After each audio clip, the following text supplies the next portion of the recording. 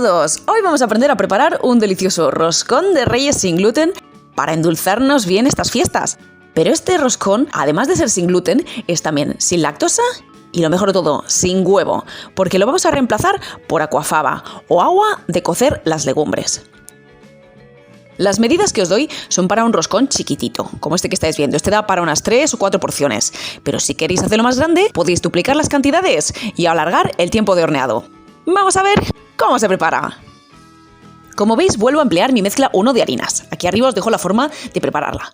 Pero si no queréis preparar una gran cantidad de antemano, no os preocupéis, porque aquí os dejo la cantidad necesaria de cada una de las harinas para esta receta. Aquí las tenéis. Comenzamos activando la levadura. Yo la voy a emplear fresca, pero podéis utilizar 1/3 de la cantidad de levadura seca. La desmenuzamos en un vaso o recipiente alto. Añadimos parte de la leche tibia, que ya habremos pesado para esta receta, una cucharada de azúcar y 2 o 3 cucharadas de la mezcla de harinas. Al final nos debe quedar una especie de fluido un poco espeso. Removemos hasta deshacer los grumos, tapamos y dejamos reposar. Mientras tanto vamos mezclando los ingredientes secos, la mezcla de harinas, el resto del azúcar, el psyllium husk, que nos va a dar más esponjosidad al roscón, y la sal. Mezclamos bien hasta que se integren todos los ingredientes. Y una vez que la levadura se ha activado, fijaos cómo burbujea, comenzamos a añadir los ingredientes líquidos, el resto de la leche, el aquafaba. Este es el agua de cocer las legumbres, pero si no tenéis intolerancia al huevo, podéis añadir la misma cantidad de huevo o de claras. Añadimos también la levadura activada. Y removemos bien. Añadimos también el agua de azahar, que no es que se añada ahora, es que me la he olvidado. Por eso es recomendable que tengáis todos los ingredientes a mano, para que no se os olvide ninguno. Removemos bien hasta que se integren bien todos los ingredientes y que no tengamos partes secas. Y en ese momento añadimos el aceite, volvemos a remover hasta que se integre bien. Y añadimos también la ralladura de naranja. Removemos hasta mezclar.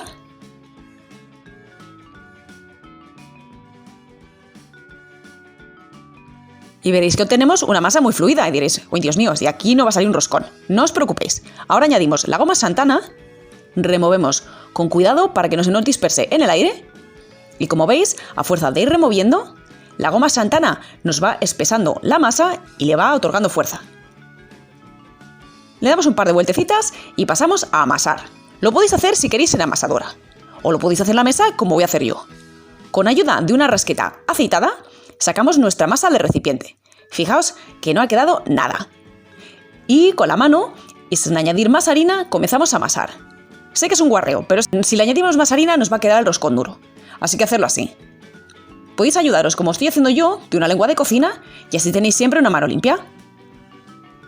Una vez que la masa esté así, pasados unos 10 minutos, que esté bien suave, bien cremosa, nos limpiamos la mano y con ayuda, de nuevo, de la rasqueta aceitada, recogemos bien toda la masa de la mesa.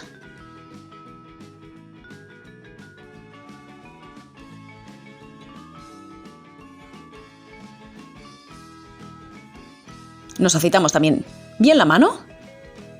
Una vez que tenemos la masa bien recogida, pasamos a bolear.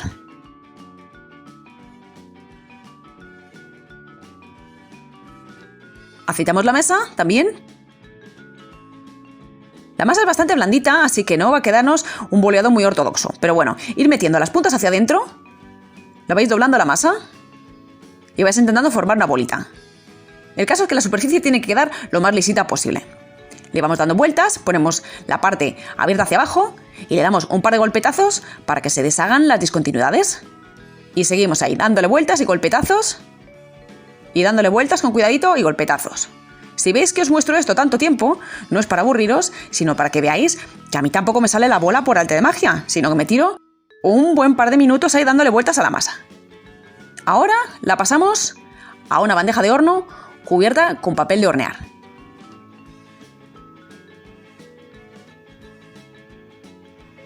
Y con las manos igualmente aceitadas, comenzamos a dar forma a nuestro roscón.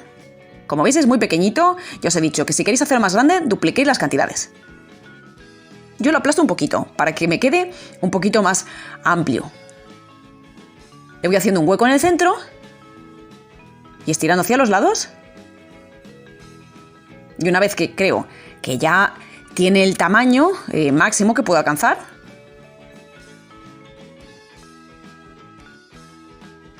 comienzo a hacer el agujero en el centro. Aceitaos las manos las veces que haga falta, porque ya digo que se pegará bastante. Vais con cuidadito. Igualmente, ¿veis? Que lleva su tiempo, que quede bien, que quede bonito.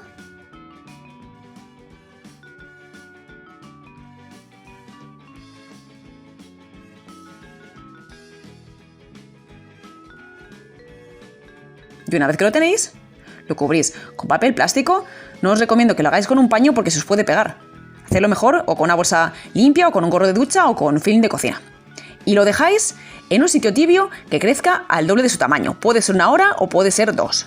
Una vez que ha crecido al doble, lo pintamos con más aquafaba, que va a ser igualmente nuestro reemplazo del huevo. Y formamos también el azúcar aromatizado. Mezclamos una cucharada de azúcar con unas gotitas de agua de azahar y removemos. No añadáis demasiado agua de azahar para que no se os disuelva el azúcar. Y comenzamos a decorar nuestro roscón. Yo voy a poner guindas, el azúcar aromatizado y almendras.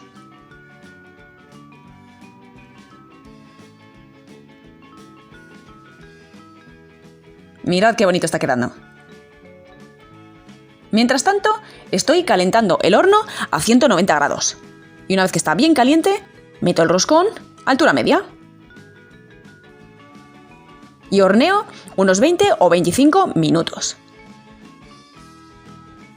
Una vez pasados 20 o 25 minutos, apagáis el horno y dejáis una rendija. Sí, como los bizcochos, porque la masa de roscón es bastante delicada. Y pasados unos minutos, ya sí que sí, sacáis vuestro roscón del horno. Y fijaos qué maravilla, fijaos qué aspecto que tiene lo que ha crecido. Bueno, os tengo que decir que es normal que baje un poquito.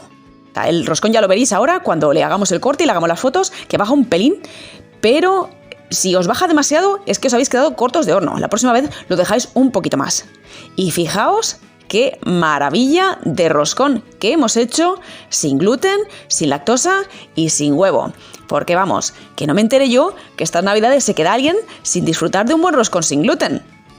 Y bueno, ahora sí que sí, me despido hasta la próxima vez y os recomiendo que suscribáis a mi canal y que no os perdáis mis otras recetas de roscón. Os la dejo aquí.